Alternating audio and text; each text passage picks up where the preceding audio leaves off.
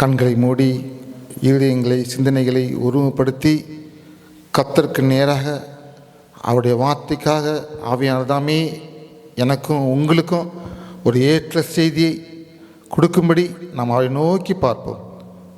உலக பிரகாரமான கவலைகள், உலக பிரகாரமான காரியங்களை ஒரு புறம் ஒதுக்கி விட்டுட்டு நம்ம ஆண்டவரை மாத்திரம் பார்ப்போம்.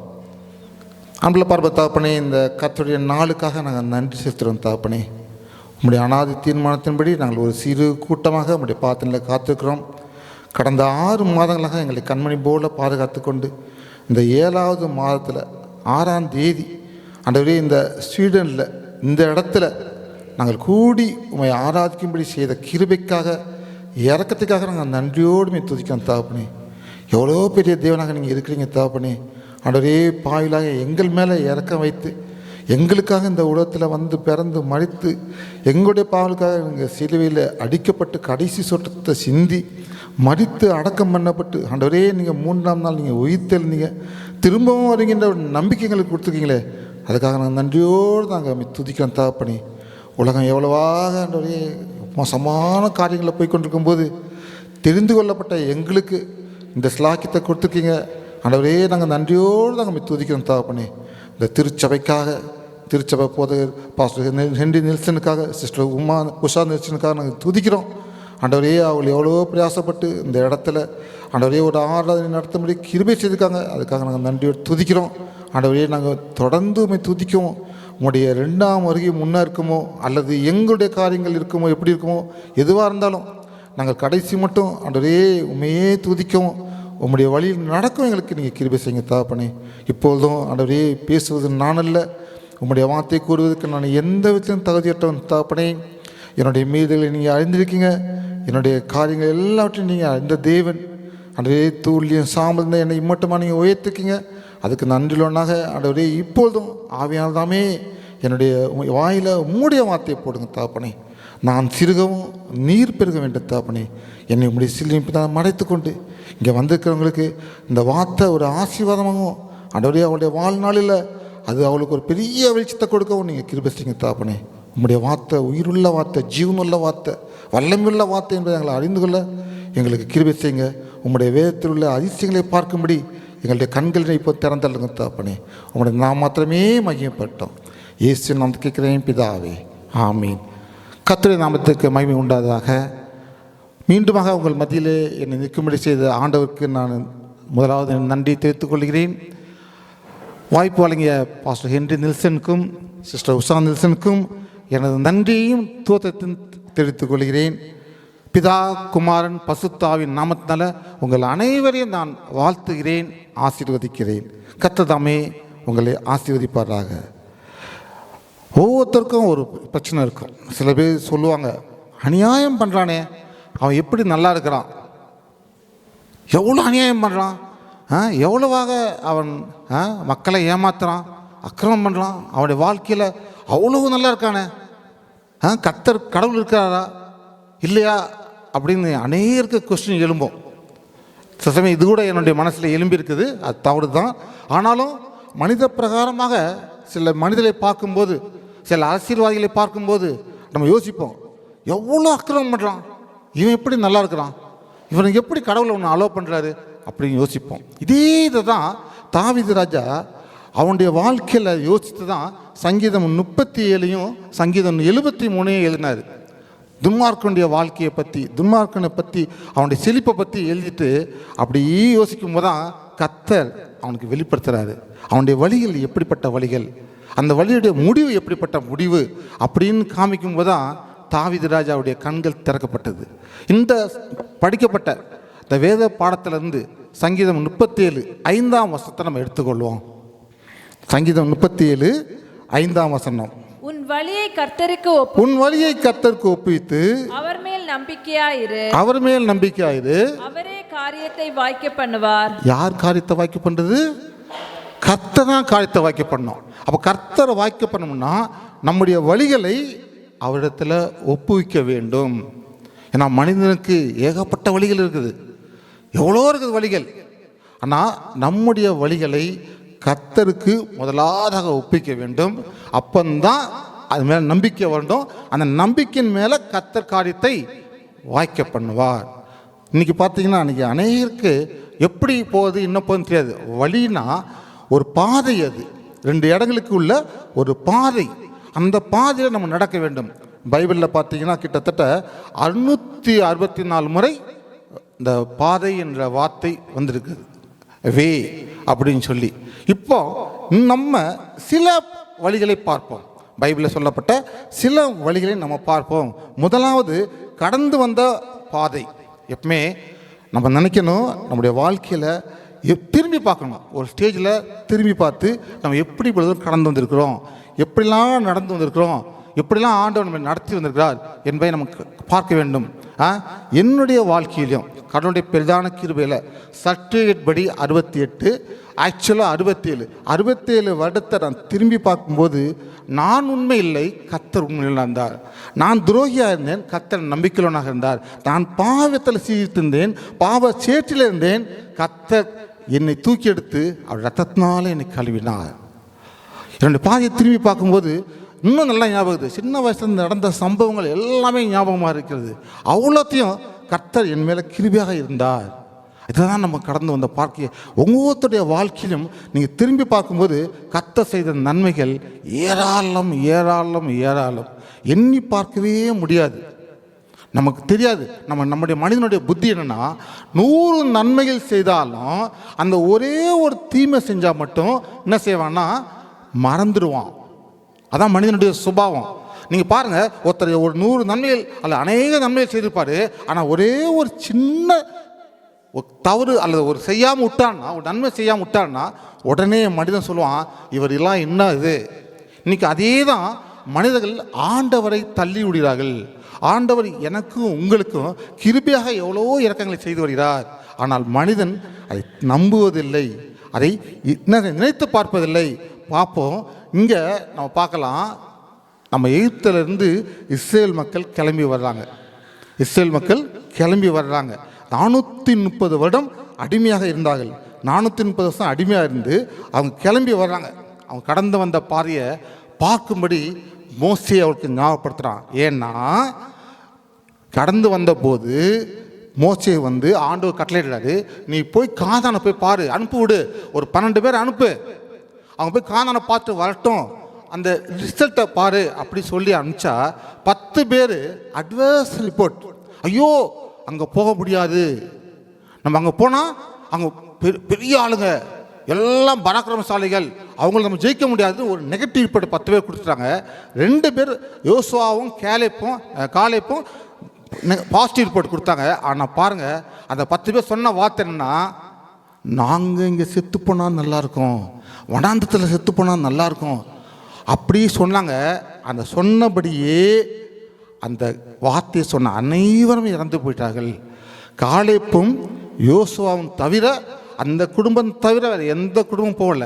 அதனால் மோசே சொல்கிறாரு, கானானுக்கு வந்துட்டார், கானானுக்குள்ளே நுழையணும். ஆனால் ஆண்டவர் மோசையுடைய தவறுனால உள்ள அலோவ் பண்ணல. ஆனால் மோசே சொல்கிறாரு, உபாகமம் 1:31, ஒரு மனிதன் தன் பிள்ளையை சுமந்து கொண்டு போவது போல நீங்கள் இவ்விடத்திற்கு வருகிற வரைக்கும் நடந்து வந்த வழிகள்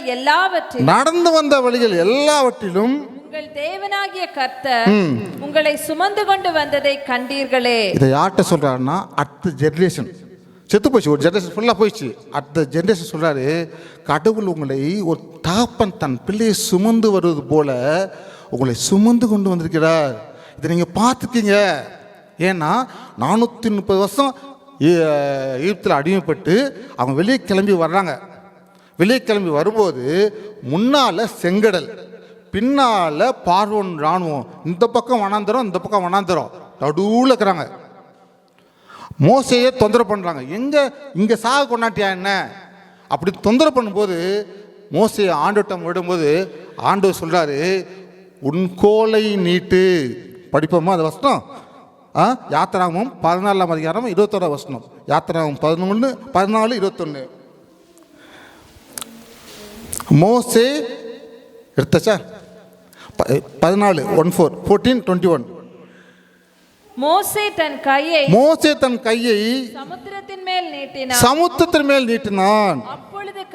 அப்பொழுது கர்த்தர் ராமுழுதும் பலத்த கீழ்காற்றினால் சமுத்திரம் ஒதுங்கும்படி செய்து அதை வறண்டு போக பண்ணினார். ஜலம் பிரிந்து போயிற்று.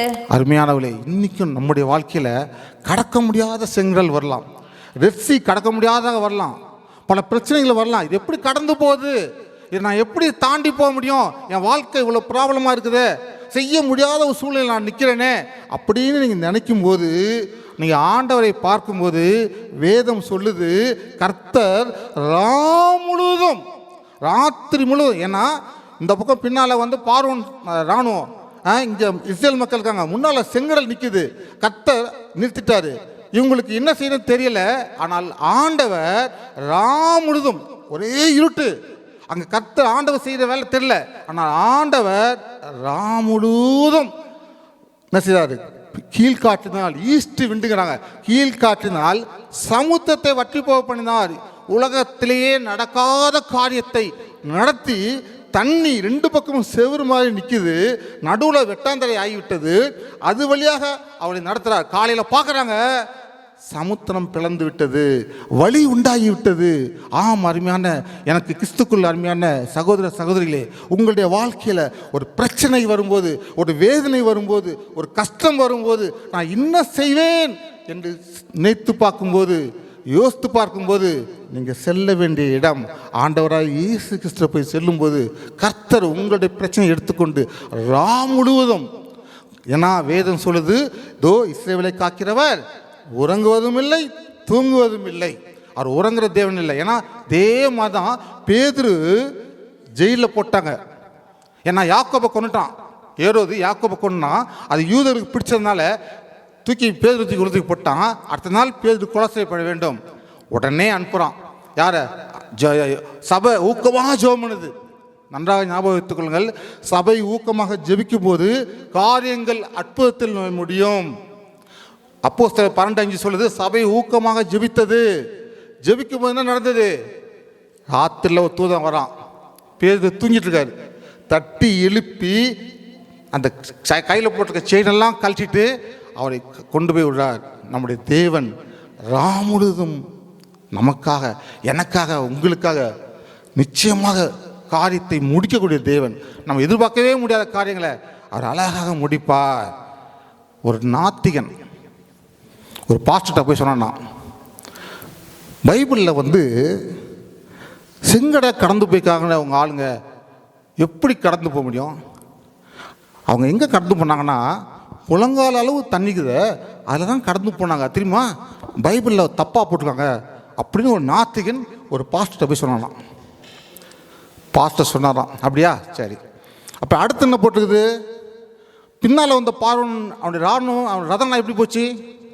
அதுவும் மூழ்கிச்சு, அப்படி தான் போட்டிருக்கல. அப்போ முழங்கால வழியாக நடந்து போனால் அந்த ரதங்கள் அவ்வளோ உயரமான ரதம், அது எப்படி மூழ்கும்? இன்னைக்கு அநேகருடைய மனசில் தவறான கேள்விகள், தவறான காரியங்கள், அது ரொம்ப தவறு. கடந்து வந்த பாயிரம் திரும்பி போகும்போது கர்த்தர் நமக்கு நன்றாகவே இருக்கிறார். அடுத்தது ஆச்சரியமான வழி.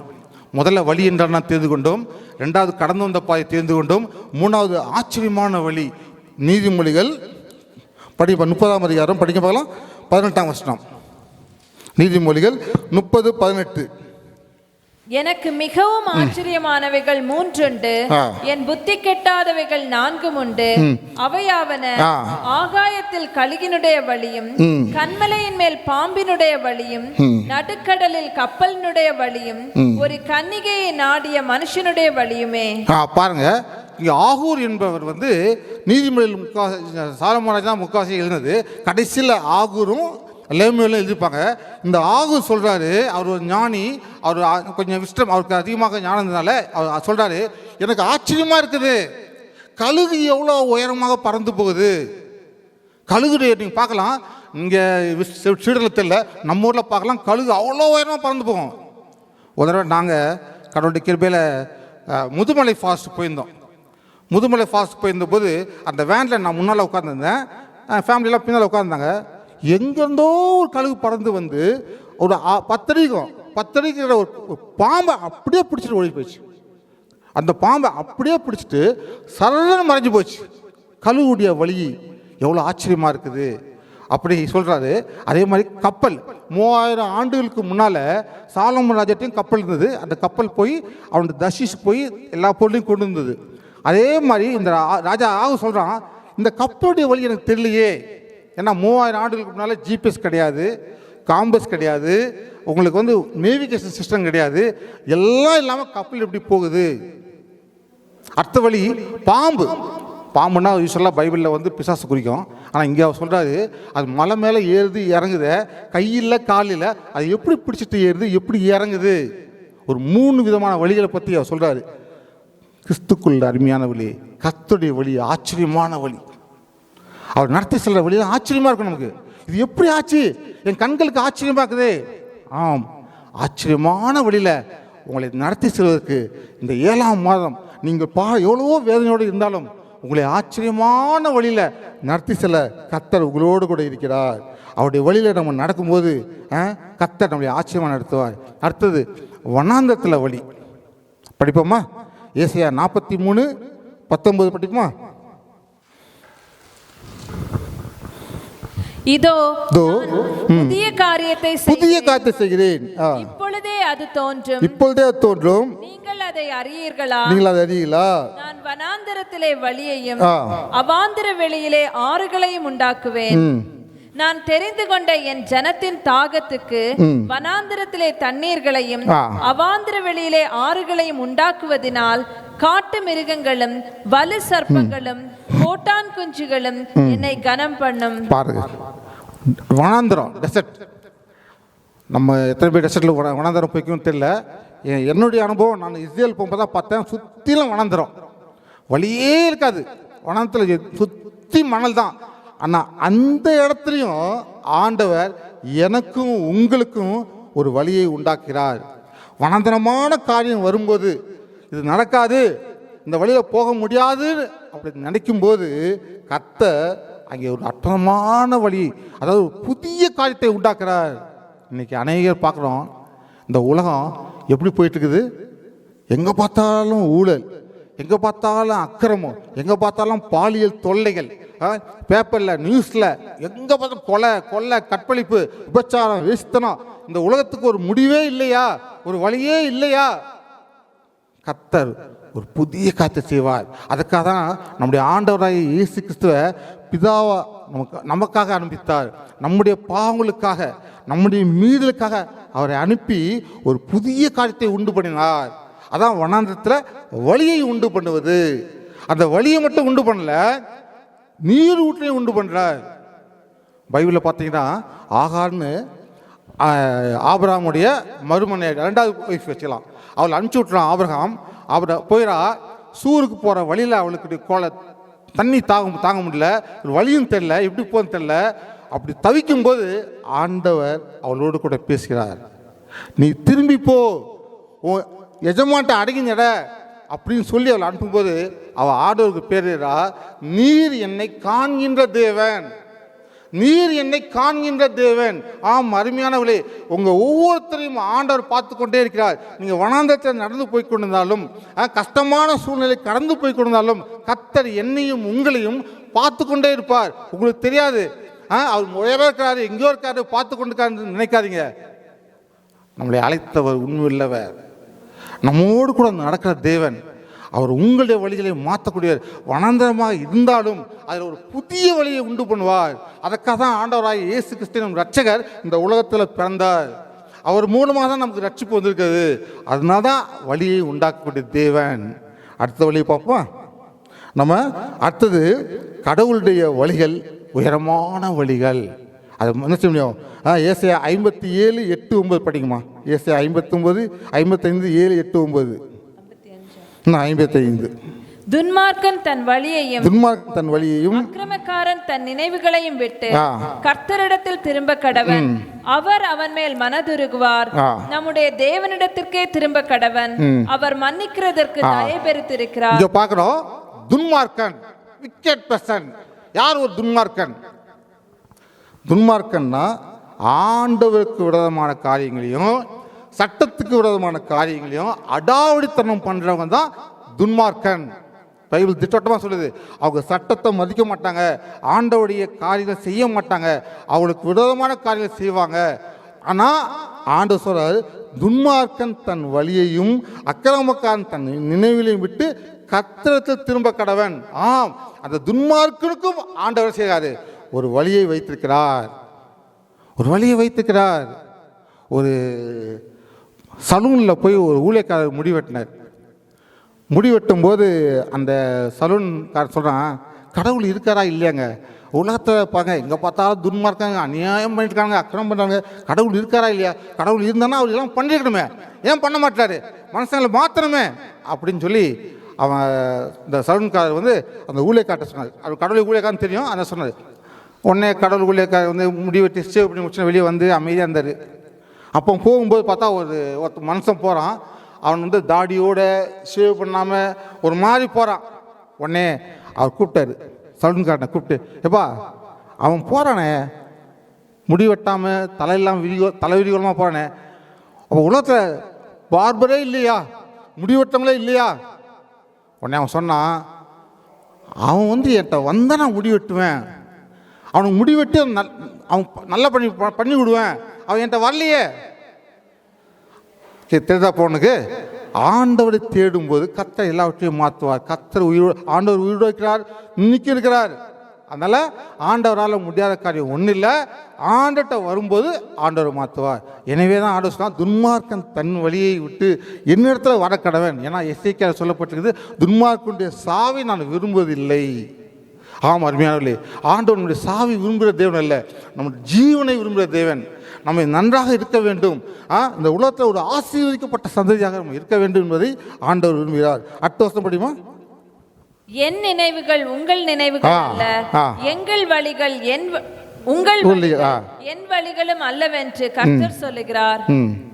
பாருங்க, பார்க்கிலும் வானங்கள் எப்படி உயர்ந்திருக்கிறதோ அப்படியே உங்கள் வழிகளை பார்க்கிலும் என் வழிகளும் உங்கள் நினைவுகளை பார்க்கிலும் என் நினைவுகளும் உயர்ந்திருக்கிறது. ஆண்டவர் இங்கே நமக்கு ஒரு ஒப்புமை பண்றாரு. உங்க வழி என் வழி இல்லை, உங்க நினைவுகள் என் நினைவுகள் இல்லை. ஏன்னா நம்மளால நினைக்க முடிஞ்சது நீங்க நாளைக்கு இன்னும் நடக்கணும் நம்மளால முடியாது. இன்னொரு 10 வருஷம் கழிச்சு நடக்கும் தெரியாது. நீங்க எல்லாம் யோசிச்சிருப்பீங்களா? நம்ம எல்லாம் ஒருத்தர் மீட் பண்ணணும்னு நம்ம யோசிச்சிருப்போமா? இந்த தேதியில் ஜூலை 6ஆம் தேதி 2025 ஸ்டாக்ஹோமில் ஸ்வீடனில் ஸ்டாக்ஹோம் கிறிஸ்டியன் ஃபெலோஷிப் சர்ச்சில் நம்ம எல்லாம் உட்கார்ந்துருந்து ஆராதிப்போம் நினச்சிக்கோமா? யாரும் நினைக்க மாட்டோம், யாரும் நினச்சிக்கவே மாட்டோம். நீங்கள் நினைக்கல, நான் நினைக்கல. அவருடைய நினைவுபடி, அவருடைய தீர்மானத்தின்படி வேதம் திட்டமாக சொல்லுது, அன்றியும் அவருடைய தீர்மானத்தின்படி அழைக்கப்பட்டவர்களாய் தேவனத்தில் அன்பு கூறுகளுக்கு சகலமும் நன்மைக்கு ஏதுவாக நடக்குது. ரோமர் 8:28 சொல்லப்பட்டிருக்குது. ஆம் அருமையானவர்களே, நினையாத காரியத்தை, நினையாத இவரை காரியங்களை செய்யக்கூடிய தேவன். ஏன்னா நம்முடைய நினைவுகள் அவருடைய நினைவுகள் அல்ல, நம்முடைய வழிகள் அவருடைய வழிகள் அல்ல. நம்ம நினைத்து கொள்ள வேண்டும். நம்முடைய வழி வந்து என்ன வேதம் சொல்லுது, ஆண்டவர் சொல்கிறாரு, மனுஷனுடைய எண்ணங்கள் சிந்தனைகள் எல்லாம் எப்பவுமே வந்து தவறானவையாக இருக்கும், அக்கிரமமாக இருக்கும். ஏன்னா ஆதியாகமம் 6:5 சொல்லுது, மனுஷனுடைய அக்கிரமம் பூமியிலே பெறுவது என்றும் அவன் இதயத்தின் நினைவுகள் தோற்றமெல்லாம் நித்தமும் பொல்லாதது. ஆனால் ஆண்டோடைய எண்ணங்கள், ஆண்டோடைய வழிகள் அது அருமையான வழிகள். அந்த வழிகள் உயரமான வழிகள், தாழ்மையான வழிகள் இல்லை. நம்மளால் இவ்வளோ தான் பார்க்க முடியும். நம்ம ஃப்ளைட்டில் போகிறோம், மேலே அவ்வளோ 40,000 அடின்னு பார்க்குறோம். சின்னதாக வீடு சின்னதாகுது, எவ்வளோ பெரிய பில்டிங் கூட சின்னதாக இருக்குது, நம்ம மனிதனுடைய உருவமே தெரியாது. ஆனாலும் பரலோகத்திலிருந்து என்னையும் உங்களையும் ஆண்டவர் கண்ணோக்கி பார்த்து அவருடைய நடத்த வேண்டிய வழியில் என்னையும் உங்களையும் நடத்தி கொண்டு வருகிறார். அதான் அவருடைய உயரமான வழிகள். எனவே அவருடைய வழியில் நம்ம நடக்க செய்வோம். அடுத்தது போகக்கூடாத வழி படிக்கலாமா? அடுத்தது 6வது போகக்கூடாத வழி. மத்தேயு 2:12 படிக்க பார்க்கலாம். பின்பு அவர்கள் ஏரோதினிடத்திற்கு திரும்பி போக வேண்டாம் என்று சொப்பனத்தில் தேவனால் எச்சரிக்கப்பட்டு வேறு வழியாய் தங்கள் தேசத்திற்கு திரும்பி போனார்கள். இங்க பாத்தீங்கன்னா ஏசாண்டவர் பிறந்துட்டாரு, சாஸ்திரிகள் வருகிறார்கள். வரும்போது அவங்களுக்கு வழிகாட்டுனது யாருன்னா ஒரு நட்சத்திரம். நட்சத்திரம்னாலே அது யூதருடைய ராஜாவை குறிக்கும். அந்த நட்சத்திரம் வழிகாட்டி கொண்டே வருகிறது. இவங்க எல்லாம் வந்தாங்க, சரியாக வந்தாங்க.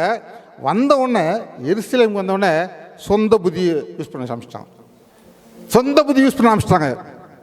ஏரோது ராஜாட்ட போய் அவர் எங்கே உட்காந்துருக்காரு, ஏரோது ராஜாக்கு உண்மையே தெரியாது. ஆனால் அவன்கிட்ட போய் ஏசு இந்த யூதருக்கு ராஜாவை உட்காந்துருக்க எங்கேன்னு கேட்டாங்க. பாருங்கள், ஒரு சின்ன மிஸ்டேக் அவங்க பண்ணோன்னா எருசலேமும், வேதம் சொல்லுது, எருசலேமும் அதை சுற்றியுள்ள கிராமங்களும் 2 வயதுக்குட்பட்ட பிள்ளைகள் கொல்லப்பட்டார்கள். இந்த ஸ்டார் வழி பின்பற்றி போய் நட்சத்திரத்தை பின்பற்றி போயிருந்தாங்கன்னா அந்த இடத்த அடைஞ்சதுக்கலாம். ஆனால் இவங்க என்ன பண்ணிட்டாங்க, ஒரு தவறான முடிவு அதை எடுத்துட்டு தவறான இதுக்கு போயிட்டாங்க. ஆனாலும் கர்த்தர் அவளை திருப்பி நேராக கொண்டு போய் அந்த யூதருக்கு நம்முடைய இயேசு ஆண்டவரை குழந்தைய பார்க்க சொல்லி அவங்க என்ன செஞ்சாங்க, அவளை 6வது தண்டு போட்டுக்குது. திரும்பி போகிறாங்க.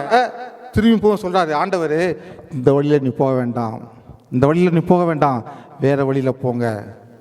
ஆண்டோடைய எச்சரிப்பு அதான், போகக்கூடாத வழியில் நம்ம போகக்கூடாது. ஆண்டோடைய எச்சரிப்பு கீழ்ப்படிந்து என்ன செய்யலாம், அவருடைய வழியில் நம்ம போவோம். பைபிளில் நிறைய இடத்துல பார்க்கலாம், ஆண்டவர் எச்சரிப்பார்.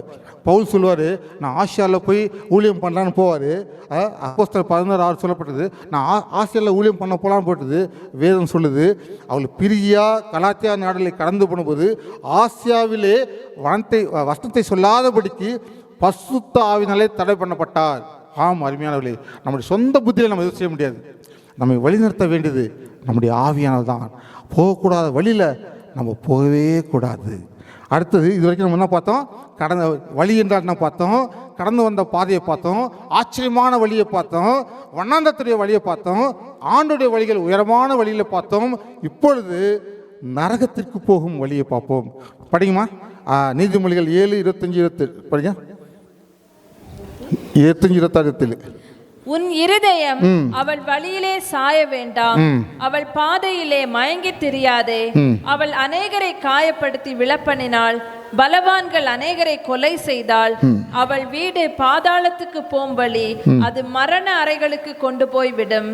பாருங்க, இங்க சாலமோன் எழுதாரு, அனுபவத்தில் எழுதாரு, ஒரு வேசியின் வீட்டுக்கு போடக்கூடிய ஒரு மனிதனை பற்றி எழுதாரு. வேசியின் வீட்டுக்கு ஒரு மனிதன் போனா அங்கே இன்பமாக இருக்கலாம், வேசி கூட இன்பமாக செலவு பண்ணலாம் என்று அப்படிப்பட்ட ஒரு எண்ணத்தோட போடுறாங்க. ஏன்னா இந்த உலகத்து ஆவிக்குரிய இது பார்த்தீங்கன்னா, ஆவிக்குரிய இது சிந்தனை என்னன்னா, இந்த உலகம் அநேக இன்பங்களை கொடுக்கும், அநேக இன்பங்களை கொடுக்கும். ஆனால் அதனுடைய வழி நரகத்துக்கு போகிற வழி. அந்த வழியில் போகும்போது பரலோகத்தை நினைக்க முடியாது. இன்னைக்கு அநேகர் பைபிளில் பார்க்கலாம். சிம்சோன், நியாயாதிபதிகள் 16:1 சொல்லுது, பின்பு சிம்சோன் காசாவுக்கு போய் அங்கே ஒரு வேசியை கண்டு அவளிடத்தில் போனான். பைபிளில் பரிசுத்த ஆவியானவர் எனக்கும் உங்களுக்கும் ஒரு எச்சரிக்கையாக எழுதிக்கிறார். வேசின் பின்னால் போய் தன்னுடைய வாழ்க்கையை இழந்த சிம்சோனை பற்றி என்ன செய்து பரிசுத்த ஆவியானவர் எனக்கும் உங்களுக்கும் ஒரு எச்சரிக்கை கொடுத்தாரு. அதுவும் பாருங்க, இந்த காசா, இன்னைக்கு காசால் தான் பிரச்சனை. காசாவை பற்றி பழைய ஏற்பாடில் 13 புத்தகத்தில் வருது, புதிய ஏற்பாடில் ஒரு புத்தகத்தில் வருது. ஆண்டவர் அவ்வளோ அழகாக இருக்கிறார். அந்த காசாவில் ஒரு வேசிக்கு பின்னால் சிம்சோன் போகிறான். சிம்சோன் ஆண்டவரால் தெரிந்து கொள்ளப்பட்டவன், ஆண்டவராலே அபிஷேகம் பண்ணப்பட்டவன், அவன் ஒரு நசரேயன், ஆண்டவருக்காக வைராக்கியமாக இருக்க வேண்டியவன். அவன் ஒரு வேசியின் வீட்டுக்கு போய் தன்னுடைய பலத்தை இழந்து விடுகிறான். எது இன்பம் என்று போறானோ அது நரகத்தில் கொண்டு போய் அவனை விடுகிறது. இன்னைக்கும் அருமையான கிறிஸ்துக்குள் அருமையான சகோதர சகோதரிகளே, இந்த உலகம் கொடுக்கிற இன்பம், இந்த உலகத்துடைய மாயை அனைத்துமே நரகத்தை கொண்டு போய் நம்மை விட்டுவிடும். எச்சரிக்கையாக இருப்போமாக. அடுத்ததாக திருத்தும் வழி, நம்மளை கரெக்ட் பண்ணுற வழி. ஏசாயா 30:21. ஏசாயா 30:21 படிக்குமா? நீங்கள் வலதுபுறமாய் சாயும் போதும், இடதுபுறமாய் சாயும் போதும் வழி இதுவே, இதிலே நடவுங்கள் என்று உங்களுக்கு பின்னாலே சொல்லும் வார்த்தையை உங்கள் காதுகள் கேட்கும். அருமையான வாக்குத்தத்தை ஆண்டவர் இஸ்ரவேல் மக்கள் கொடுத்தார். என்னன்னா, நீங்க வழி சாயும் போது சில சமயம் உங்களுக்கும் எனக்கும் எப்படி போறதுன்னு தெரியாம ஒரு குழப்பம் வந்துடும். அநேகருடைய வாழ்க்கையில என்னுடைய வாழ்க்கையிலும் உண்டு.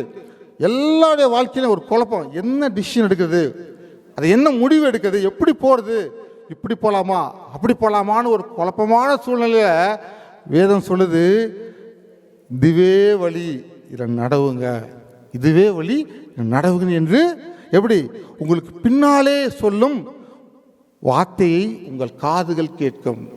கர்த்தருடைய வார்த்தை நம்முடைய காதுகள் கேட்க வேண்டும். ஒரு Bible college student theology class போகிற பையன், ஒரு வாலிபன். அன்றைக்கி அவனுக்கு சப்ஜெக்ட் வந்து ஆண்டவர் பேசுவார், கர்த்தர் பேசுவார். கிளாஸ் முடிஞ்சு வெளியே வரான். அவனுக்குள்ள மனசுக்குள்ள ஒரு சந்தேகம், கர்த்தர் பேசுவாரா, ஆண்டவர் இன்றைக்கும் பேசுவாரா, இந்த 20ஆம் நூற்றாண்டிலே ஆண்டவர் பேசுவாரா. பைபிள் கிளாஸில் அவ்வளோ கற்றுட்டு வெளியே வரான். வரும்போது அவன் ரொம்ப சந்தேகம். காரை உட்காந்து கீ ஆன் பண்ணுறான், வண்டி எடுக்கிறான். எடுக்கும்போது ஒரு உள்ளுக்குள்ளே ஒரு ஒரு உந்துதல், ஒரு வார்த்தை, ரைட்டில் போ. ரைட்டில் போகிறான். வழக்கமான வழியை விட்டு வேறு வழியில் போகிறான். திரும்பி லெஃப்ட்டில் போ. லெஃப்ட்டில் போகிறான். போய் ஒரு டிபார்ட்மெண்ட் ஸ்டோரில் போய் நிறுத்துறான். கார் நிறுத்த சொல்லுது, சத்தம் கேட்குது. டிபார்ட்மெண்ட் ஸ்டோரில் நிறுத்து. அங்கே நிற்கிறான். நின்ன உடனே என்ன செய்ய தெரியல, என்ன வாங்க தெரியல. உள்ளே போகும்போது ஒரு கேலன் பால் வாங்கிக்கோன்னாப்புல சத்தம் கேட்குது. உடனே ஒரு கேலன் ஃபுல்லாக பால் வாங்கிட்டு டிக்கியில் வச்சுட்டு மறுபடியும் வண்டி எடுக்கிறான். மறுபடியும் சத்தம், நீ நேராக போ, திரும்பி லெஃப்ட்டு, திரும்பி ரைட்டு, கரெக்டாக ஒரு அப்பார்ட்மெண்ட்டில் நிறுத்து அப்படி சத்தம். அந்த அப்பார்ட்மெண்ட் நிறுத்திட்டான். நிறுத்தி மேலே போகிறான், லிஃப்ட்டில் போகிறான், செகண்ட் ஃப்ளோருக்கு போகிறான். செகண்ட் ஃப்ளோருக்கு சத்தம் கேட்குது. மறுபடியும் போகிறான் செகண்ட் ஃப்ளோரில். உள்ளே போய் பேசேஜில் போகும்போது இந்த வீட்டில் தட்டு அப்படின்னு சொன்னேன். இந்த வீட்டை அந்த கதவு தட்டுறான். பாருங்கள், அங்கேருந்து உள்ளேருந்து ஒரு மிஸ்திரிமார், ஆண்டவருக்காக ஊழியம் செய்கிறவங்க, அவங்க வந்து கதவு தக்குறாங்க. இவங்க கையில் இருந்த பாலை பார்க்குறாங்க. பார்த்தவங்க சொன்னாங்க, இப்போ தான் ஆண்டவர் எனக்கு சொன்னார், எனக்கு பாலை அனுப்பி வைக்கிறேன். ஏன்னா அவங்ககிட்ட ஒரு சின்ன குழந்தை, அந்த குழந்தை பால் இல்லாமல் அழுது. அவங்க விசுவாசத்தில் ஜெபிக்கும் போது ஆண்டவர் சொன்ன காரியம், பால் உனக்கு வந்து கொண்டே இருக்குது, பால் வந்து கொண்டே இருக்குது, நீ கவலைப்படாத. அவங்க சொல்லி முடியவும், ஆண்டவர் சொல்லி முடிக்கவும், இவனுக்கு கதவை தட்டவும் சரியாக இருந்தவொடனே இவன் அந்த கேலனை கொடுத்துட்டு இவனுக்கு ஆச்சரியம் போச்சு. என்கிட்ட பேசின அதே ஆண்டவர் அந்த பெற்றோர்கள்ட்டையும் பேசியிருக்காரு, அந்த விசுவாசிகள்ட்டையும் பேசியிருக்காரு. அப்போ ஆண்டோடைய சத்தம் இருக்குது, ஆண்டோடைய சத்தம் இன்றைக்கும் கேட்குது அப்படின்னு அவங்க அந்த கேலனை, அந்த 1 லிட்டர் கேலனை கொடுத்துட்டு, ஒரு கேலன் ஃபுல்லாக கொடுத்துட்டு, கையில் பஸ்ஸை திறந்து கையில் இந்த பணத்தையும் கொடுத்துட்டு வெளியே வந்து அவன் நம்பினான். கர்த்தர் இன்றைக்கும் பேசுகின்ற தேவன். ஆமாம் அருமையானவர்களே, ஆண்டவர் இன்றைக்கும் உங்களோட கூட பேசுகின்ற தேவன். அவருடைய சத்தம் நமக்கு கேட்க மாட்டேங்குது. ஏன்னா இந்த உலக சத்தங்கள் நம்முடைய காதை அடைத்து விடுகிறது. எப்படி ஆண்டோடைய சத்தத்தை கேட்க முடியும்? நீங்கள் ஆண்டோடைய சமூகத்தில் காத்திருக்கும் போது மாத்திரம்தான் ஆண்டோடைய சத்தத்தை கேட்க முடியும். ஏன்னா இந்த உலகம் முழுவதும் போகிற சத்தங்கள், ஏகப்பட்ட சத்தம் இருக்குது. ஆனால் ஆண்டோடைய சத்தத்தை கேட்கணும்னா ஆண்டோடைய பிரசனத்தில், ஆவியானுடைய சமூகத்தில் நீங்கள் காத்திருக்கும் போது நிச்சயமாக கர்த்தர் உங்களோட கூட, என்னோடும் உங்களோடும் பேசுகின்ற தேவன். அவர் பேசும்போது அந்த வழியில் நட என்று சொல்லும்போது, அந்த வழியில் நம்ம நடக்கும்போது கர்த்தர் பெரிய காரியங்களை செய்வார். எனக்கும் உங்களுக்கும் பெரிய காரியங்களை செய்வார். அப்படி இல்லை என்றால் தவறான வழியில் போய் விழுந்து திருமணம் பள்ளத்தொட்டு எந்திரிக்கும் போது எவ்வளவாக வேதனையாக இருக்கும். எனவே நம் கர்த்தருடைய சத்தத்தை கேட்க நம்முடைய காதை ஆயத்தப்படுத்துவோம். பாருங்க, அடுத்தது செம்மையான வழி. அடுத்தது செம்மையான வழி படிக்குமா? எரேமியா 31:9. அழுகையோடும் விண்ணப்பங்களோடும் வருவார்கள், அவர்களை வழி நடத்துவேன், அவர்களை தண்ணீருள்ள நதிகள் அண்டைக்கு இடராத செம்மையான வழியிலே நடக்க பண்ணுவேன். இஸ்ரவேலுக்கு நான் பிதாவா இருக்கிறேன், எப்ராயிம் என் சேஷ்டபுத்திரனா இருக்கிறான். இங்க ஆண்டவர் சொல்றாரு, அழுகையோடும் விண்ணப்பங்களோடும் வருவார்கள். யாருன்னா இஸ்ரேல் மக்கள் சிறைப்பிடிக்கப்பட்டு போயிட்டாங்க. சிறைப்பிடிச்ச போது அவங்களுக்கு ஒரே பாடுகள், 70 வருஷமான சிறை. அதில் பாடுகள்லேருந்து அவங்க வெளியே வர்றாங்க. அவங்க வரும்போது அழுகையோடு விண்ணப்பங்களோடு வருவார்கள். இது ஆவிக்குரிய அர்த்தம் என்னவென்றால், நீங்கள் மனம் திரும்பும்போது, அழுது நம்முடைய பாவங்களுக்காக மனம் திரும்பும்போது ஆண்டவர் உங்களை பொறுப்படுத்திக் கொள்வார். அவர் வருவார்கள், அவளை நான் வழி நடத்துவேன். எந்த வழியில்? தண்ணீர் உள்ள நதிகளண்டைக்கு இடராத செம்மையான வழியிலே நடக்க பண்ணுவேன். அந்த வழியில் இடர்கள் கிடையாது, நீங்கள் நடந்துகிட்டே போகலாம். எப்போ? நம்ம ஆண்டவுக்கு மனம் திரும்பும் போது, ஆண்டோட சமூகத்தில் காத்திருந்து வழி நடத்தும் போது ஆண்டவர் நம்மளை எடுத்துக்கொண்டு செம்மையான வழியில், இடராத வழியில் நம்ம நடத்தி கொண்டு வருவார். இதுதான் ரொம்ப முக்கியமான இது. பாருங்கள், நம்முடைய வழி மோசமான வழி, பைபிள் திட்டவட்டமாக சொல்லுது. நீதிமொழிகள் 14:17-12 படிக்கும். நீதிமொழிகள் 14:12. மனுஷனுக்கு செம்மையாய் தோன்றுகிற வழி உண்டு, அதன் முடிவோ மரண வழிகள். மனுஷன் எடுக்கிற முடிவு எல்லாமே நல்லா தோணும், அதன் முடிவோ மரண வழிகள். எச்சரிக்கிறார் ஆண்டவர்.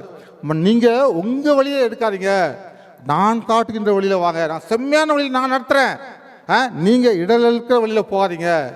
பைபிளில் பார்த்தீங்கன்னா அப்சலோம் தாவீதுடைய மகன் சொந்த வழியை தெரிந்து கொண்டான்.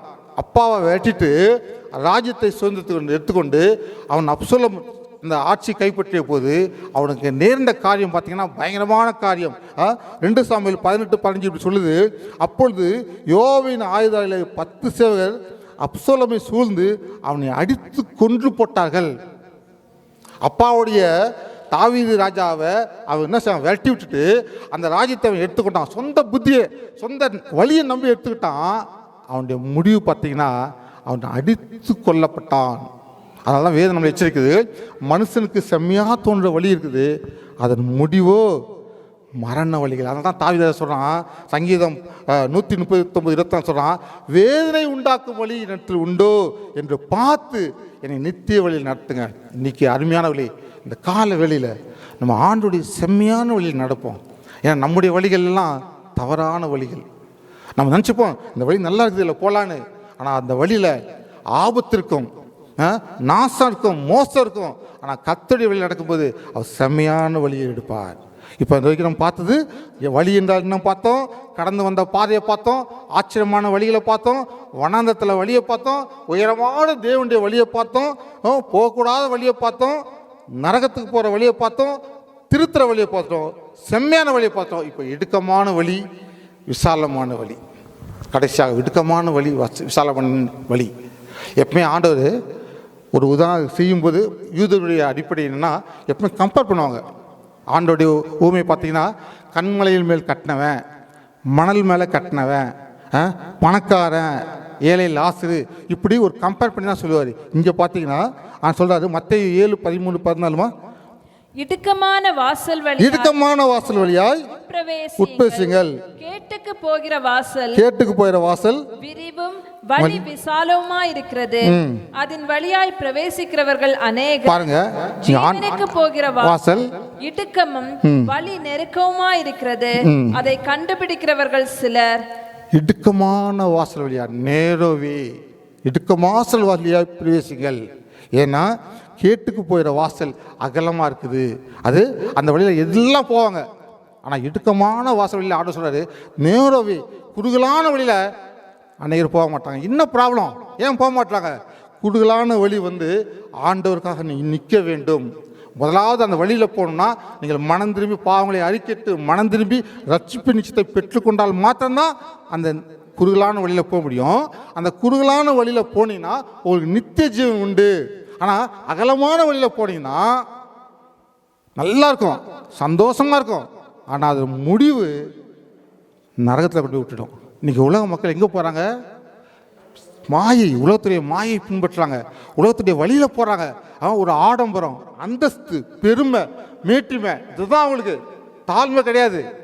இடுக்கமான வழியில் நீங்கள் போனீங்கன்னா உங்களை ஒருத்தன் அடித்தா கூட நீங்கள் அமைதியாக இருப்பீங்க. நல்லா புரிஞ்சுக்கலாம். உங்களுக்கு போராட்டம் பிரச்சனை வரும்போது ஆண்டவர் சமூகத்தில் நீங்கள் காத்திருக்கும் போது ஆண்டவர் உங்களுக்கு நடத்தினாலும் தெரியும் அது இடுக்கமான வழி. ஏன்னா இடுக்கமான வழியில் சோதனைகள் உண்டு, வேதனைகள் உண்டு, பிரச்சனைகள் உண்டு. ஆனாலும் நம்ம வண்டியில் ஆண்டவர் தான் டிரைவர், அவர் தான் நேராக பள்ளத்துக்கு கூட்டு போவார். நம்ம எப்போ ஆண்டவர் வச்சுருக்கோமோ, முன்னால் வச்சுருக்கோமோ, அப்போ இடுக்கமான வழியில் போகிறோம். நம்ம அந்த பொறுமையை ஆண்டவர் கொடுப்பார், நம்ம எல்லாவற்றையும் தாங்கிக் கொள்ள முடியும். ஆனால் விசாலமான வழியில் போகிறவங்களுக்கு கோபம், எரிச்சல், மேட்டிமை, பெருமை இதெல்லாம் இருந்தனா நம்ம விசாலமான வழியில் போகிறோம். ஆண்டவர் சொல்கிறாரு, குறுகலான வழியில் தெரிந்து கொள்ளுங்கள், நேர வேலை போங்க, பிராட்வே வேண்டாம். ஒரு அரசியல்வாதி ஒருத்தர், பேர் போன அரசியல்வாதி ஒருத்தர் ஒரு ரோடை கிராஸ் பண்ணும்போது அடிச்சிட்டார். ஒரு கதை இது. ஒரு கார் இடிச்சு செத்துட்டார். செத்தவுடனே அவர் மேலே போனார். யூஸ்வலாக மேலே பேதர் தான் வரவேற்பாராம் கதையில். பேதர் வந்தோடனே சொல்கிறார், நான் இந்த ஊருடைய பெரிய அரசியல்வாதி, கார் அடித்து நான் இங்கே வந்துட்டேன். உன்னை கம்ப்யூட்டர் தட்டி பார்க்குறாரு. பார்த்தா அவருடைய பேர் இல்லை. உங்கள் பேர் இது லிஸ்ட்டில் இல்லை.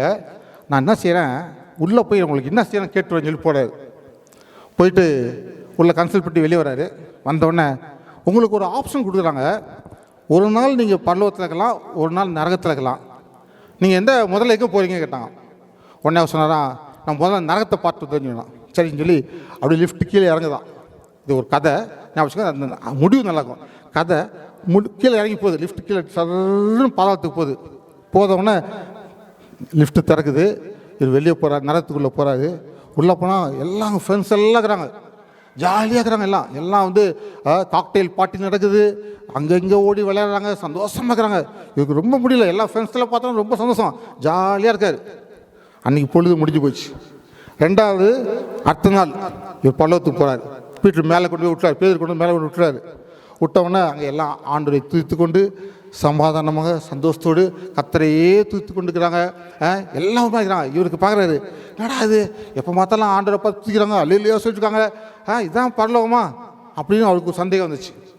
அந்த நாளும் முடிஞ்சு போச்சு. இப்போ அவர் தேர்ந்தெடுக்கணும். அவர் என்ன தெரிஞ்சிருப்பார், அவர் என்ன சைட் பண்ணிப்பார், பரலோகமா நரகமா கேட்குறாரு. பரலோகம் வேணுமா நரகத்துக்கு போயிடலாம். உடனே அவர் சொன்னார், எனக்கு நரகம் ரொம்ப பிடிச்சிருக்குது, நான் நரகத்துக்கே போயிடுறேன்னாரு. உடனே லிஃப்ட் கீழே வந்து நரகத்தில் கொண்டு விடுறாரு. இப்போ பார்க்குற காட்சி அவருக்கு ரொம்ப அதிர்ச்சி ஆயிடுச்சு. பார்த்தா எல்லாம் கிழிஞ்சு போய் பல்ல கடிச்சிக்கிட்டு ஒரு மாதிரி பார்க்கவே சைக்கிளை ரொம்ப இதாகி போச்சு. இவர் உள்ள போகிறாரு. என்னங்க என்னாச்சு என்னாச்சுங்கிறாரு. நேற்று நல்லா இருந்தீங்கள. சாத்தான் தூள் மேலே கையை போட்டு, நேற்று you are the next guest, today you are member. நேற்று நீங்கள் கெஸ்ட்டுங்க, இன்றைக்கி நீங்கள் நம்மளுங்க. கிறிஸ்துக்குள் அருமையானவர்களே, பிசாசு அழிக்கும் வஞ்சகன், அவன் பொய்யன், பொய்க்கு பிதாதாம். அதான் யோவான் 10:10 சொல்லுது, பிசாசு அழிக்கும் கொல்லம் வருகிறான், நானோ உங்களுக்கு நித்திய ஜீவனை கொடுக்க வந்தேன். அதனால் நீங்கள் பரலோகத்துக்கா நரகத்துக்கா இடுக்கமான வாசலியாக நீங்கள் போகணும், பார்க்கணும். இப்போ நம்ம என்ன பார்த்தோம், 10 வழியை பார்த்துட்டோம். உங்களுக்கு 10 வழி ஞாபகம் இருக்குமோ இல்லையே தெரியல, நீங்கள் ரீகப் பண்ணிக்கோங்க, இதில் வீடியோ போட்டு பார்த்துக்கோங்க. 10 வழியை பார்த்துட்டோம். இப்போ நீங்கள் எந்த வழி தெரிஞ்சுக்கணும், பைபிள் சொல்லுது. அடுத்த வசனம் படிப்போம். யோவான் 10:9. யோவான் 10:9. நானே வாசல், நானே வாசல், என் வழியாய் ஒருவன் பேசினால் அவன் ரட்சிக்கப்படுவான், அவன் ரட்சிக்கப்படுவான், அவன் உள்ளும் புறமும் சென்று மேய்ச்சலை கண்டடைவான். நானே வாசல். இஸ்ரேல் நாட்டில் ஆடுகள் ரொம்ப ஃபேமஸ். ஆடுகள் தான் ரொம்ப மேய்ப்பாங்க. 2 விதமான தொழுவம் இருக்குமா. ஒரு தொழுவத்தில் வந்து பொதுவான தொழுவம், அதில் எல்லா ஆடையும் அடைச்சிட்டு கதவை மூடுவாங்களாம், போயிடுவாங்களாம். இன்னொரு தொழுவம் எப்படின்னா ரொம்ப செக்யூர்டு, அதில் வந்து வாசலே இருக்காதான், எல்லாத்தையும் உள்ளே அடைச்சிட்டு அந்த வாசலில் அந்த ஆடை மேய்க்கிறவர் படுத்துக்கு வரான். இது எப்படின்னா எல்லாத்தையும் மூடிட்டு ஆண்டவராக இயேசு கிறிஸ்து அந்த வாசலில் அவர் படுத்திருக்கிறார். இன்னும் என்னையும் உங்களையும் பாதுகாக்கிறதுக்காக அவர் உள்ளே நம்மளை அனுப்பிச்சிட்டு பாதுகாத்துக்காக. அதான் சொல்கிறார், நானே வாசல். ஏன்னா ஒரு எல்லா வீட்டுக்கும் வாசல் தேவை. வாசல் இல்லாத வீடு என்ன செய்யும், சேஃப்டி கிடையாது. இங்கே சொல்கிறாரு ஆண்டவர், நான் தான் வாசல். உங்களுக்கு என் வழியாக உள்ளே போனால் தான் என்ன செய்யும், உங்களுக்கு ஆசீர்வாதம். அதனால்தான் நம்ம சொன்ன வார்த்தை, வாசலாக நான் இருக்கிறேன். எனவே கிறிஸ்துக்குள்ள அருமையானவர்களே, இந்த வாசலுக்குள்ளே நீங்களும் நானும் பிரவேசிக்கும்படி ஆண்டவர் காத்துக்குள்ளார். அது மட்டும் இல்லை, அடுத்த ஒன்று படிப்போம், நானே வழி. யோவான் 14:6 படிக்க பார்க்கலாம். அதற்கு இயேசு, நானே வழியும் சத்தியமும் ஜீவனுமாய் இருக்கிறேன், என்னை அல்லாமல் ஒருவனும் பிதாவினிடத்தில் வரான். என்னை அல்லாமல் ஒருத்தன் கூட வெளியே எங்கேயும் போக முடியாது, பரலோகத்துக்கு போக முடியாது. அவரே வழி. அவர் சொல்ல, நான் தான் வழி, நான் கைடு இல்லை, நான் தான் வழி, என் வழி தான் நீங்கள் போகணும். வேறு உலகத்தில் அநேக சொல்லுவாங்க. என் கூட வேலை ஒருத்தர் சொல்லுவார், ஒரு இந்து நண்பர், அவர் சொல்லுவார், அநேக ஆறுகள் இருக்குது, எல்லா ஆறும் எங்கே போய் சேருது, கடலில் போய் சேருது. அதே மாதிரி எல்லா மார்க்கமும் இருக்குது, எல்லா விதமான இது இருக்குது. ஆனால் அதெல்லாம் போய் ஒருத்தல போய் சேரும். அதனால் அதுக்கு வித்தியாசம் இல்லைன்னு. அப்போ நான் சொல்லுவேன், என்னுடைய ஆண்டவர் என்னுடைய பாவங்களுக்காக, என்னுடைய மீறலுக்காக அடிக்கப்பட்டார், என்னுடைய மீறலுக்காக ரத்தம் சிந்தினார். நான் செய்த பாவத்துக்காக, நான் செய்த துரோகத்துக்காக அவர் அடிக்கப்பட்டு ரத்தம் சிந்தினார். அந்த ரத்தத்தில் தான் எனக்கு மன்னிப்பு கிடைச்சது. கிருபை மிகுந்த தேவன். அதனால் அவர் மூலமாக தான் நான் போக முடியும் பரலோகத்துக்கு. இன்றைக்கி அதே தான். இன்றைக்கி அநேகர் சொல்கிறாங்க பல வழி இருக்குது, எந்த வழியிலான போகலான்னு. இல்லை, ஆண்டவர் தான் வழி, ஆண்டவர் தான் வாசல். கிறிஸ்துக்குள்ள அருமையான வழி. பல வழிகளை நம்ம பார்த்துட்டோம். இன்றைக்கி நீங்கள் எந்த வழியை தேர்ந்தெடுக்க போகிறீங்க? கர்த்தர் உங்களோட கூட பேசுவார் நான் நம்புகிறேன். நீங்கள் ஆண்டோடைய வழியில் போங்க. இன்றைக்கி உலகம் பல விதமாக கிடைக்கிது, பல விதத்தில் இன்பங்கள் இருக்குது, பல விதத்தில் கேளிக்கைகள் இருக்குது. ஆனால் அபிஷேகம், அன்பு, அக்கினி எதுவுமே இல்லை. ஆண்டோடைய சமூகத்தில் நம்ம காத்திருக்கும் போது அவர் நமக்கு விசேஷமான ஒரு உயிர் மிச்சு, ஒரு அக்கினி நமக்கு தருவார். நீங்களும் நானும் செய்ய வேண்டியது, தாழ்மையோடு கேட்டுக்கொள்கிறேன், ஆண்டோடைய சமூகத்தில் காத்திருங்கள், ஆண்டவருக்கு என்ற நேரத்தை ஒதுக்குங்கள். அட்லீஸ்ட் ஒரு 10 நிமிடமாவது இருந்துச்சு ஜெபம் பண்ணுங்க, வேதத்தை வாசிங்க. இதுதான் வேதம், இதை வாசிங்க. ஒரு ஊழியக்காரர் சொன்ன கதை. சிங்கப்பூரில் ஒரு பெரிய கன்வென்ஷன். அந்த ஊழியக்காரர் போயிருக்காரு. அவர் தனக்கு தெரிஞ்ச ஒரு பெரிய பணக்காரர் அவர் சொன்னார், கன்வென்ஷன் நடக்குது, 3 நாள் மீட்டிங் இருக்குது, தயவுசெய்து வாங்க, ஆணுடைய வார்த்தையை கேளுங்க, அது உங்களுக்கு ஆசீர்வாதமாக இருக்கும் அப்படின்னு சொன்னார். அவர் சொன்னார், சாரி, நோ டைம், டைம் இருந்தால் நான் வரேன், டைம் தான் நான் வந்து கலந்துக்கிறேன் அப்படின்னாரு. அடுத்த நாள் பார்க்குறாரு, சிக்னலில் 2 கார் நிற்குது. ஒரு காரை இறக்கிட்டு மறுபடியும் சொல்கிறார், அவர் சொன்னிட்ட வாங்க, இன்றைக்கி வாங்க, இன்னும் கடைசி நாள் வாங்க,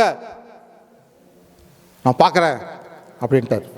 இவர் இந்த ஊழியக்காரர் போயிட்டு ஸ்டேஜில் ஏற போகிறதுக்கு முன்னால் ஃபோன் வருது.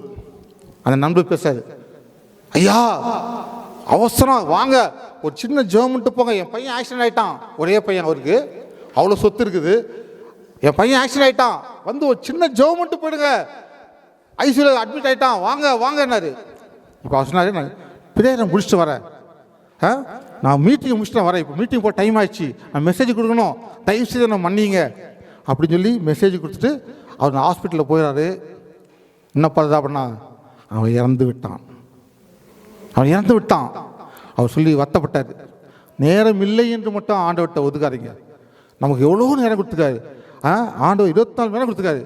அட்லீஸ்ட் ஆரம்பிங்க, 10 நிமிஷத்தில் ஆரம்பிங்க, ஒரு 5 நிமிஷம் முழங்கால் படிட்டு ஆண்டவரே கொடுத்த அந்த நாளுக்காக நன்றி அப்படின்னு நீங்கள் ஜெபிக்கும் போது கர்த்தர் உங்களோட கூட பேசுவார். 2 தாழ்மையான வேண்டுகோள், நீங்கள் ஆண்டவரோடு கூட பேசுங்கள். ஆண்டவர் உங்களுடைய பாவத்தை காட்டுவார், மனம் திரும்புதலை கொடுப்பார், ரட்சிப்பை பெற்றுக்கொள்ளுங்கள். ரட்சிப்பு நிச்சயத்தை பெற்றுக்கொண்டீர்கள் என்றால் குறுகலான வழியில் சென்று ஆண்டோடைய பரலோகத்தை நம்ம அடைவோம். நிச்சயமாக நீங்கள் செல்லுங்க, ஆண்டவன் செய்வார். இன்றைக்கி நம்ம கம்யூனி எடுக்க போகிறோம். இன்றைக்கி கம்யூனி எடுக்கும்போது நம்முடைய இதயத்தை நம்ம ஆராய்வோம். இருக்கிற கசப்புகள், என்னது வைராக்கியம், ஆண்டவருக்கு பிரியமில்லாத காரியங்கள் எல்லாவற்றையும் நம்ம எடுத்து போடுவோம். ஏன்னா நம்ம வந்து அபாத்திரமாக நம்ம சாப்பிடக்கூடாது. வேதம் எச்சரிக்குது.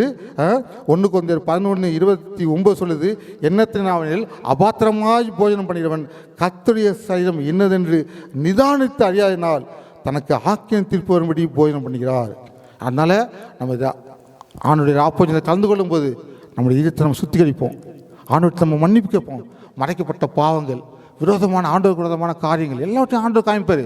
ஆண்டவர் எல்லாவற்றையும் வெளிப்படுத்த தேவன் ஆவியானவர் நம்ம வெளிப்படுத்துவார். எல்லாவற்றையும் ஆண்டவருடைய சமூகத்தில் காத்திருந்து அவருடைய ரத்தத்தில் நம்ம கழுவணும். அதான் முக்கியம். ஏன்னா ஏன் அப்படி செய்யணும்னா, அப்படி செய்யவில்லை என்றால் ஒரு எச்சரிக்கை கொடுக்குறாரு, பவுல் கொடுக்குறாரு, இது நிமித்தம் உங்களில் அநேகர் பலவீனரும் வியாதியஸ்தருமாய் நீங்கள் அநேகர் நித்திரையும் அடைந்திருக்கிறார்கள். அநேகருக்கு வியாதிகள் வருது, ஏன் வருதுன்னு தெரில. அநேகருக்கு மரணம் வருது, ஏன் தெரில. பவுல் சொல்கிறாரு, நீங்கள் அபாத்திராக எடுக்கக்கூடாது. ராபோஜத்தை நீங்கள் கலந்து கொள்ளும்போது ஆண்டவருக்கு முன்பாக நம்முடைய இதயத்தை ஆராய்ந்து, நம்முடைய இதயத்துக்கு பொய், நம்முடைய கலகம், வைராக்கியம், கசப்பு, வேதனை உண்டாக்குற வழி எல்லாவற்றையும் ஆண்டவர்கிட்ட நம்ம அறிக்கையிட்டு பரிசுத்தத்தோடு பயபக்தியோடு போய் நம்ம ராபோஜத்தை எடுக்கும்போது உங்களுக்கும் நம்ம குடும்பத்துக்கும் பெரிய ஆசீர்வாதம். கர்த்தர் தாமே உங்களை ஆசீர்வதிப்பாராக. உங்களை அனைவரும் ஆண்டவர் நாமத்தில் வாழ்த்துகிறேன். இம்மட்டமாக எங்களை எல்லாம் நீங்கள் அருமையாக அன்போடு உபசரித்து எங்கள் மேலே நீங்கள் காட்டின அன்புக்காக நான் உங்களை அனைவருக்கும் நன்றி செலுத்துகிறேன்.